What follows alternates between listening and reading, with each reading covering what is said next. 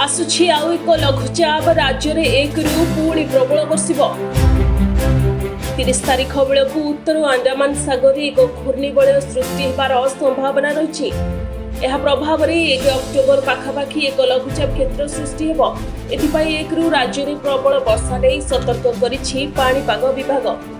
30 रे घूर्णिबलय 1 रे लघुचाप और 2 रे अवपात परिणत होबार संभावना रही। सिस्टम टी ओडिशा उपकूल बहु दूर रहुथिबा कारणरू 30 तारिख और 1 तारिख राज्य में मुख्यतः पाग सुखिला रही पारे। किछि स्थान मानकरे वर्षा होई पारे। तेबे 2 तारिख दिन सिस्टम टी ओडिशा उपकूल निकटतर हेबो, जहार प्रभाव में 2 तारिख बेलू राज्यर मयूरभंज, सुंदरगढ़ और बालेश्वर जिला को छाड़ी बाकी अन्य जिला मानकरे वर्षा हेबा नेई सूचना दैछथि पाणीपाग विशेषज्ञ। Bureau report, Sunstar TV।